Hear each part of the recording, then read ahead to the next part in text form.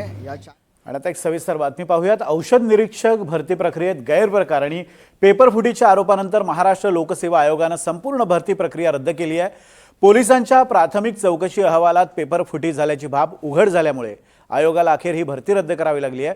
पण या निमित्ताने गैरप्रकार आणि पेपरफुटीच्या आरोपांवर अखेर शिक्कामोर्तब झाले। त्यामुळे पेपर फुटलाच नाही हा एमपीएससीचे अध्यक्ष विवेक भीमनवार यांचा दावा फोल ठरलाय। पाहूयात त्याच संदर्भातला एक स्पेशल रिपोर्ट।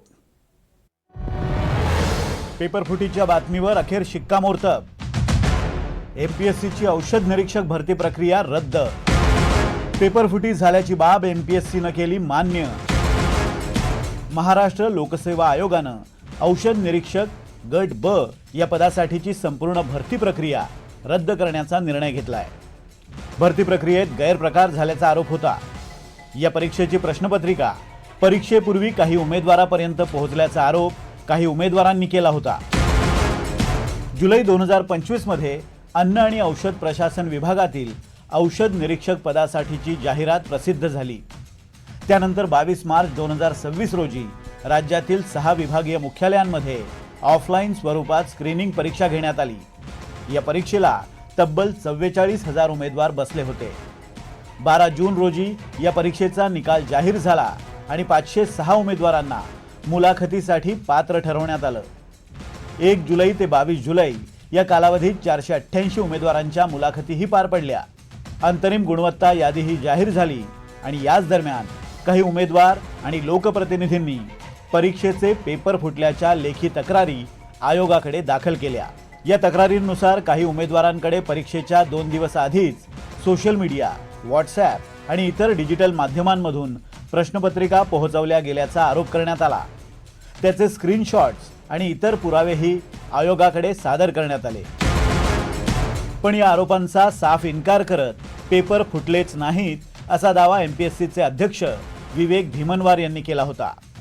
मात्र आता परीक्षेसह संपूर्ण भरती प्रक्रियाच रद्द केल्यानं भीमनवारांनी राजीनामा द्यावा अशी मागणी आमदार रोहित पवारांनी केली आहे। तर मूळ तक्रारदारांनीही आयोगाच्या भूमिकेवर जाहीर नाराजी व्यक्त केली आहे। इथं अल्टिमेटमच दिलं होतं की तुम्ही या बाबतीचा तपास लगेच सुरू नाही केला तर मग तुम्हाला महागात जाईल आणि लगेचच त्यांनी तिथं तपास सुरू केला। त्याच दिवशी सुरू झाला। आता मी बाहेर आलो तेव्हा लगेचच त्यांनी आधी रेकॉर्ड केलेला व्हिडिओ टाकून दिला की काहीच झालं नाही, असं नाही होऊ शकत नाही वगैरे। आरटीओचे कमिशनर असताना त्यांनी काय काय गोंधळ घातले याची चर्चा अख्ख्या महाराष्ट्रामध्ये आहे। मग गोंधळ घालणारा जर एखादा अधिकारी त्याला तुम्ही एमपीएससीचा अध्यक्ष बनवत असेल तर हे आम्हाला मान्य नाही। जर या महिन्या अखेरेपर्यंत तुम्ही राजीनामा नाही दिला तर 1 तारखेला दुपारी 12 वाजता मी तुमच्या कार्यालयाला येत आहे। सुरुवातीला त्यांनी मान्य केली नव्हती, तक्रार आली नाही, मी स्वतः जाऊन तक्रार दिलेली होती आणि उलट माझ्यावरच डिफेमेशनचा गुन्हा दाखल करणार म्हणून एमपीएससीचे अध्यक्ष आणि सचिवांनी स्टेटमेंट दिले होते, नोटिफिकेशन काढले होते। मग आता त्यांनी अजून नैतिक जबाबदारी कोणी स्वीकारली नाही, एमपीएससी आयोगातून कोण जबाबदार आहे वगैरे, आणि बाकी पण ते काहींना वाचवायचा प्रयत्न करताय। पेपरफुटी प्रकरणात काही विद्यार्थ्यांनी विशिष्ट कोचिंग क्लासेसवरही संशय व्यक्त केला होता। त्या अनुषंगाने आता या कारवाईला सुरुवात झाली आहे। परीक्षा रद्द होताच या प्रकरणी 6 जणांना अटक करण्यात आली आहे। अटक करण्यात आलेल्यांमध्ये एमपीएससीचे 3 अधिकारी, खासगी क्लास चालक आणि उमेदवारांच्या नातेवाईकांचा समावेश आहे। या कारवाईला उशीर झाल्याच्या मुद्द्यावरून विरोधकांनी सरकार आणि एमपीएससीवर टीका केली आहे आणि जाणीवपूर्वक केलेल्या या विलंबामागे काहीतरी गौड बंगाल दिसत असल्याचा आरोपही केलाय। लढाई एवढ्यावर संपते का? कारण मुळात पेपर फुटलाच कसा आणि पेपर फोडणारे कोण आहेत हा प्रश्न अजूनही अनुत्तरित राहिलेला आहे।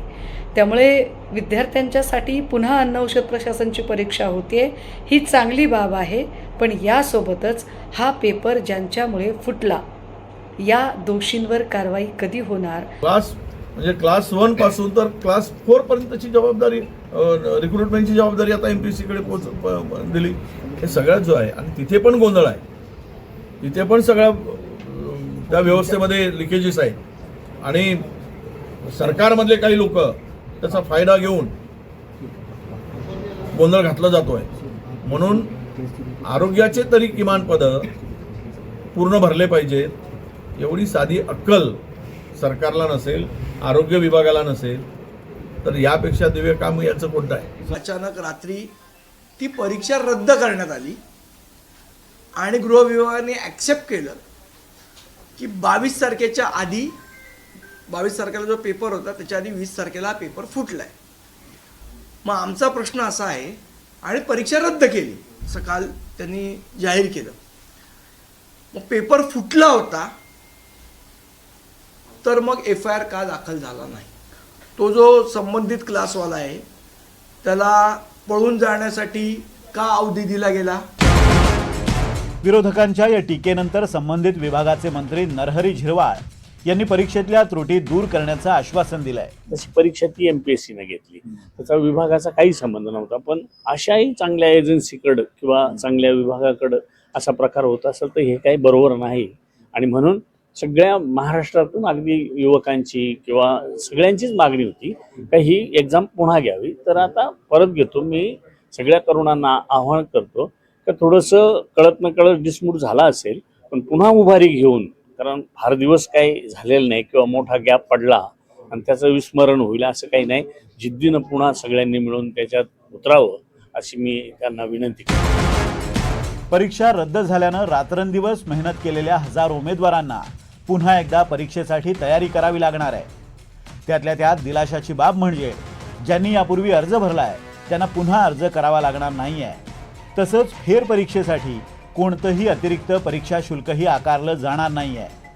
पण आयोगाच्या या गलथान कारभारामुळे विद्यार्थ्यांना जो नाहक मनस्ताप झाला त्याची भरपाई कोण करणार हा प्रश्न शिल्लक राहतोच.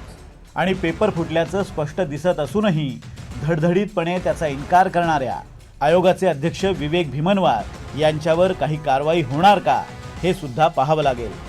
Bureau report, NDTV Marathi.